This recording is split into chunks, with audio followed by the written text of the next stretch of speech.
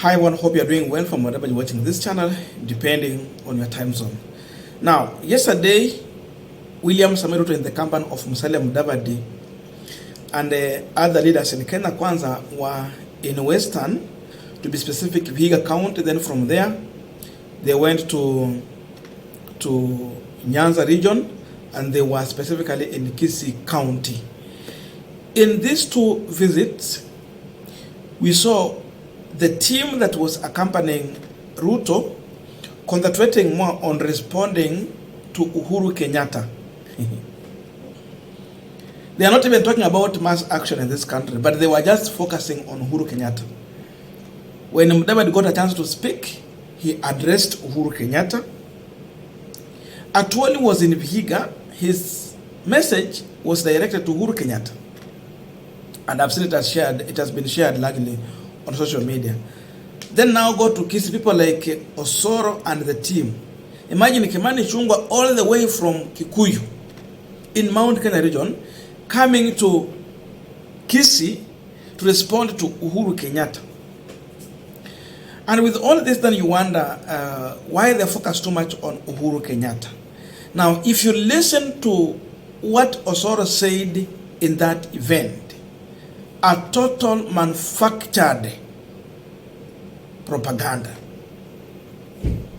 Osoro is alleging that there is more than 100 guns in Uhuru Kenyatta's son's house, and that's why police went to search that house.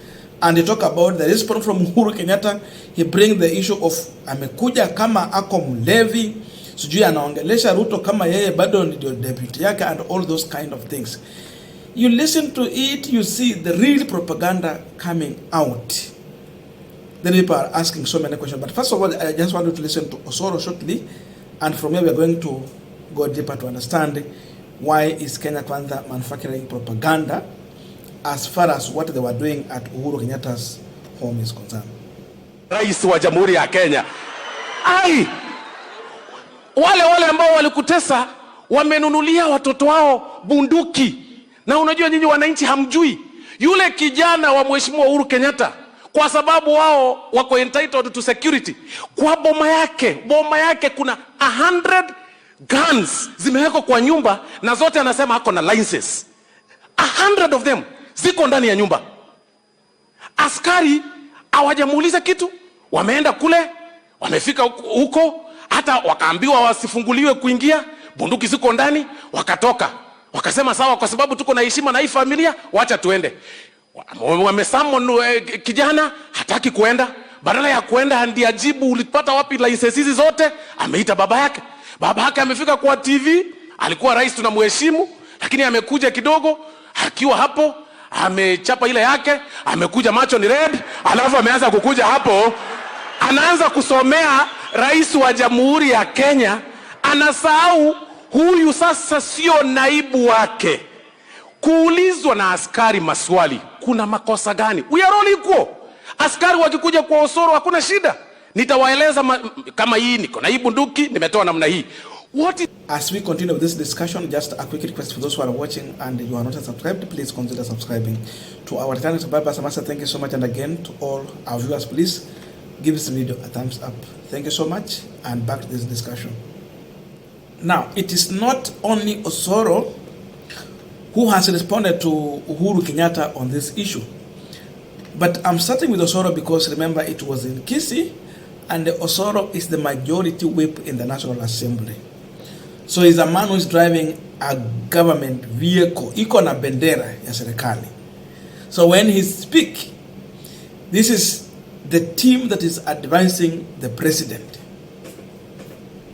When you are the majority leader, majority whip in those committees, when you are the chair there, you give advice to the president because you listen to the people, what the parliament is saying and all this. So when you talk to the president, you are giving him the information that is really resonating with the people, what is happening on the ground exactly. So Osoro is an advisor to the president, that's the truth. And because he was the one leading to sell this propaganda and bring in the issue of 100 guns and all those manufactured information, then he raises more questions. We have seen Kimani Ichung'wah all the way from Kikuyu in Mount Kenya region coming to Nyanza region to respond to Uhuru Kenyatta. This visit was in Vihiga also. Atuoli, all the way from Kajiado, coming to Vihiga to respond to Uhuru Kenyatta. Then the team of Kenya Kwanza in the kind of response.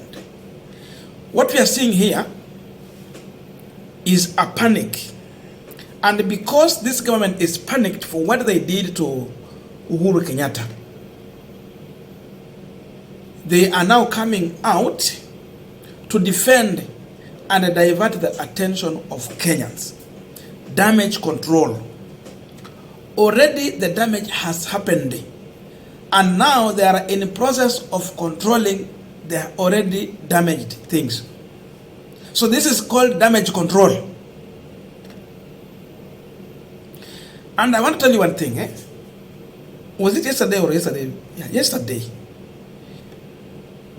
I think when Faith Kipyegon broke our world record, everyone in this country was celebrating. You know, sport will always bring Kenyans together. Hii haina mambo ya sijui wewe ni wawapi, wewe wa chama gani, hakunanga chama hapo. Michezo huwa inaunganisha Wakenya wote pamoja. So everyone in this country, from Nyanza to Western to Rift Valley to Central, people were celebrating what Faith Kipyegon had managed to do. And Ruto, as the president, was among the people who were celebrating. He went on his tweet and he shared.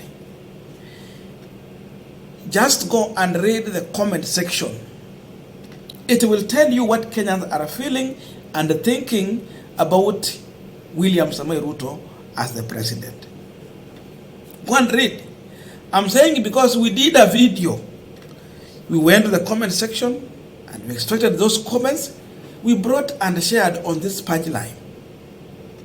People were talking about Kenyatta family. And they were questioning the president, what is your problem with the Kenyatta family? What is your issue with Uhuru Kenyatta? What is your problem with a widow, Mama Ngina Kenyatta? What is your problem with a 90-year-old woman? Those were the questions people were asking. Then the issue of cost of living comes in. But largely it was all about frustrating the Kenyatta family. Those were the main questions. With all this, then it shows that majority of Kenyans were pissed off with what Ruto did by the fact that police officers in a vehicle with a South Sudan number plate raided the Kenyatta son home. It became a matter of discussion because Uhuru went there and Uhuru told him openly, come for me. Leave my family out of all this. You know, even William Ruto's son and daughters, they have licensed guns. They have these guns. But there's no day, even when he was deputy, we saw police officers going to raid their home for such kind of things. It has never happened. It has never. But it was clear that Ruto was funding some quarters and inciting them against the Uhuru government. But Uhuru was silent on this. Today, Kenyans are just telling this government we are hungry. And then they change it to say that someone has funded you to come and tell the government you are hungry. And that person is Uhuru. You and the one neck up. So it has failed to sell. People are pissed off with what this government is doing. Going for Mama Ngina Kenyatta, going for Uhuru Kenyatta's son, and all those things.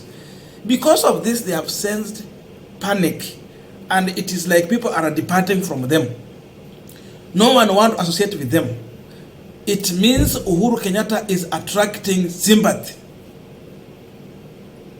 And the sympathy is a tool in politics. It can either finish you or build you. For this time, it is building Uhuru Kenyatta, who is not even in active politics. And it is turning to be a tool of destruction politically to William Samoei Ruto and the Kenya Kwanza government. Because they are discovering this, now they are coming to manufacture propaganda, 100 guns, and the kind of response from Uhuru Kenyatta towards William Ruto, or they want to bring in the issue of Uhuru treating Ruto like his deputy when Ruto is the president. Uhuru was very clear. Even the journalists were referring to him as Mr. President. And they was telling them that, I'm not the president, I'm the fourth president. That means he's recognizing that there is someone in the Statehouse as the president.